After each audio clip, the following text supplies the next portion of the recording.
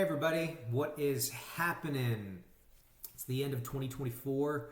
Wanted to start doing a new series for everyone to go over some proven strategies for carriers that I have learned over the years. I work with over 100 different carriers across the United States. I used to be a freight broker. I'm now a freight factor.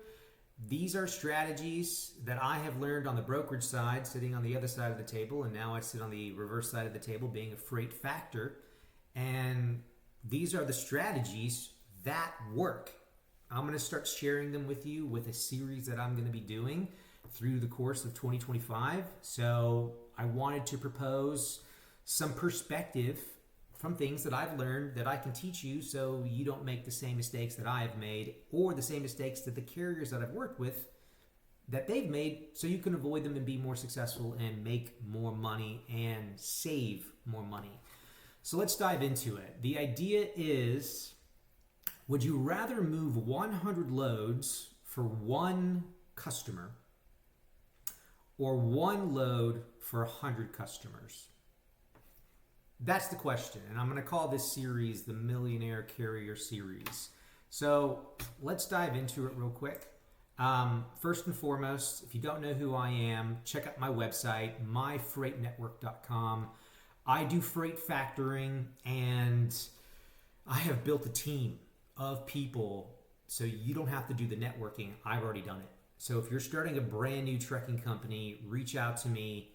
I'll get you connected with my people, and they'll be able to go to bat for you to help you earn and save as much money as possible and avoid making mistakes. So I'm the factoring guy, and basically in terms of revenue, right now for 2024, the average carrier brings in $18,000 on average for all 12 months of this year. That was the average revenue per carrier, and I work with over 100 carriers. So it takes 5 trucks. 5 times the 216,000 per that truck. You can see the math right there. I'm not going to spell it out for you. Millionaire Carrier for 2025, you really need only 5 trucks. So let's go into it real quick. Again, check out my website, My Freight Network. Learn a lot more about me, my background, and my team. The question that we're proposing right now: would you rather move 100 loads with one customer, or would you rather move one load with 100 customers? So there are 2 sides of the coin to this. Let's go over one, and then we're going to go over the other. So first and foremost, moving 100 loads for one customer. Pros and cons. Let's look at it. You're building a strong relationship with one customer versus trying to build relationships with many customers. Okay. You have centralized billing because it's one customer. You have one point of contact that will get you all the information that you need, which is interesting, and I can speak to that as well. I used to be the point of contact for a huge shipper when I was a broker. It was called Hub Group. And my point of contact over there, I believe her name was Lisa, and it was great. I'm kind of hanging out on this bullet point number 3 just to chat about this for a quick second, because I used to have that one point of contact, and we did so much loads through that one shipper, but we weren't diversified. And she takes a vacation. She gets sick, and then I don't have the point of contact, and I don't know who to talk to, and we have a situation, or the load has been stolen by a carrier and something crazy has happened and we don't know what to do. I can't get a hold of that person. But at the same time too, though, whether she's not sick or she's not on vacation, she is always there to communicate with, and it is centralized communication and incredibly efficient. So 2 sides of the coin. Just wanted to comment on that. Allows you the potential to be considered a house carrier, and when other opportunities pop up, you will be the one that customers will call first. Meaning, if the customer, Publix, has an extra load that needs to be moved, and it's going to be moving on Tuesday and today's Monday, as opposed to the Publix posting that or giving it to a broker and the broker posting it on the load board and trying to farm it out on the load board to get it covered, well, maybe you already have a relationship with Publix, or maybe you already have a relationship with the broker, and as opposed to the broker posting that load onto the load board where everybody's a feeding frenzy and trying to call in and get that load, the broker doesn't do that. They just pick up the phone and they call that house carrier you. They offer it to you first before posting it on the load board. And it can be a stable income. Bullet point number 5. These are pretty solid bullet points to be able to look at this from one side of the coin, because there's two sides, but for moving 100 loads with one customer, yeah, these are valid. These are valid. But now let's look at it from the reverse side, the other side of the coin. You're moving one load for 100 different customers, 100 different brokers, 100 different shippers, but you're only moving one load. And I want to go over this with kind of a book. I follow a carrier. He doesn't do business with me, but he is a gentleman that I talk to on the phone, that I built a relationship with, and I've swapped emails with him. And you're only as good as your tools, and you're only as good as your team, and you really see the true character of your team when it's after 5 o'clock and they answer the phone and they take care of you. Or they let it roll to voicemail, and then you know that they never gave a damn about you in the first place. That's where the proof is in the pudding. So a carrier that I follow online, this article that I'm about to read to you, going over the other side of the coin, his name is Christopher McGraw. He posted this online February 28th, 2024. And I'm going to read it for you. Hopefully I don't butcher it too bad, but let's look at it from one load with 100 different customers. This is his opinion, and he has an outstanding perspective that I agree with 100%. So I'm going to read this to you. You can read it and pause it, whatever you want to do. So moving one load for 100 different customers. It gets your company name out there to more customers, gives you more flexibility to just say no when something is just not a good fit. When I started thinking about starting this company is when 3 of the top 10 carriers went under, along with thousands of other carriers in 2017 to 2019. I wanted to see why and if we could do something different to keep from following the same path. What I discovered is most failed carriers, especially the larger ones, had one thing in common. They all had 1 to 2 customers that made up 30% to 60% of their regular business.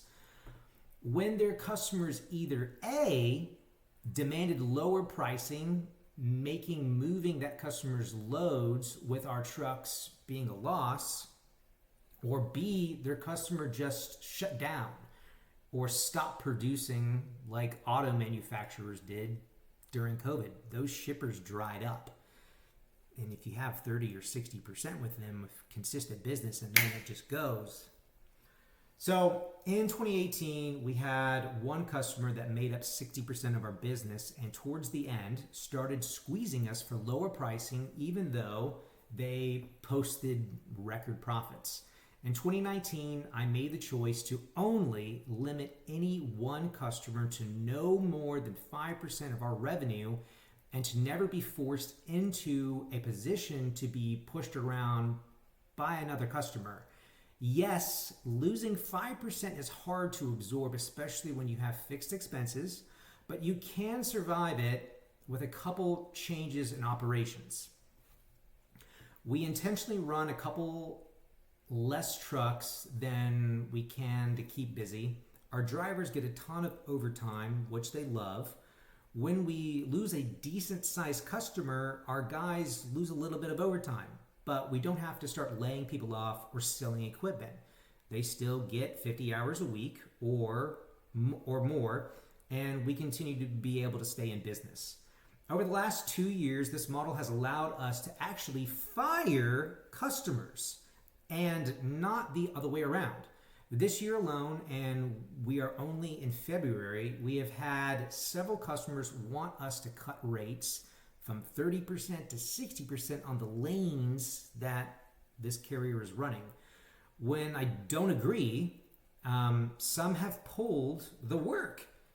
And when some ask, I know they're looking for another carrier, and I will let them know that we will complete the current work orders we have open with them, but we will not be taking any more.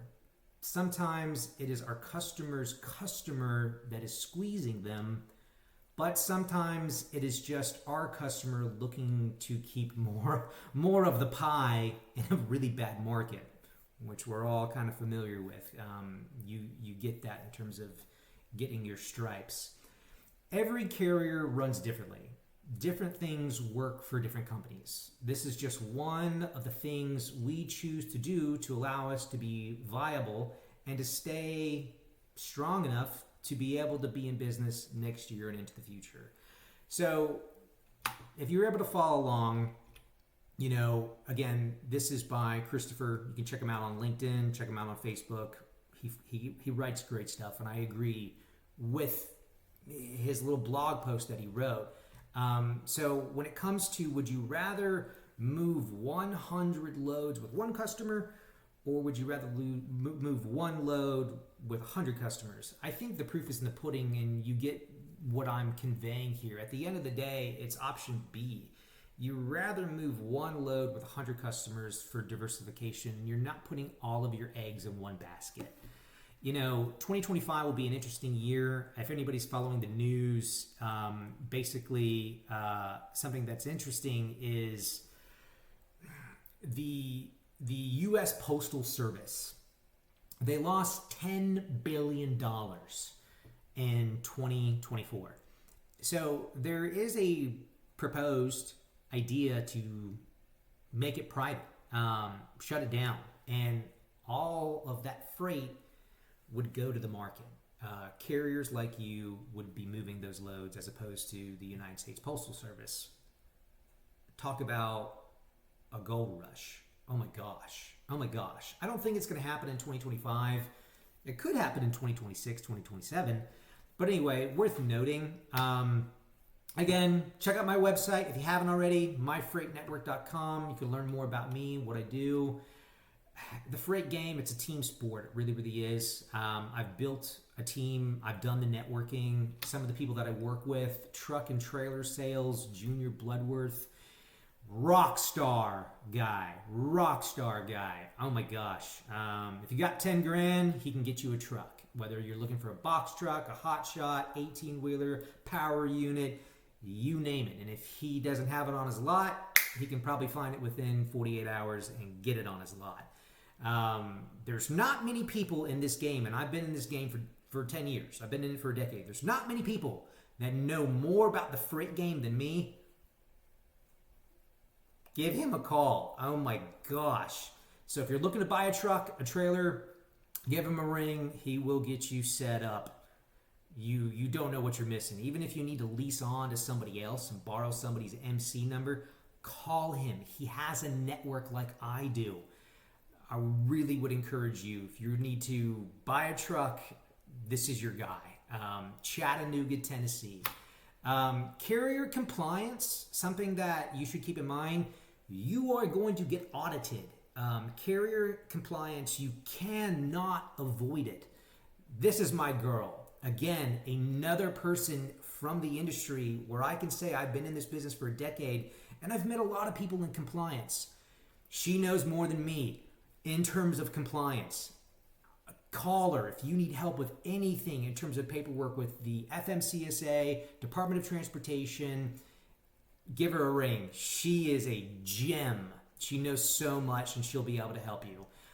Cassandra Foley, she's a rock star. Give her a ring. She'll help you out. And that's kind of it for the video. This was about 15 minutes longer than I wanted to be. Proven strategies for new carriers and for carriers that have been in the business for a minute and you need to change up your operational structure. If you want to be a millionaire carrier, really only takes 5 trucks. I'm referring to box trucks. If you have 18 wheelers, it's a different game.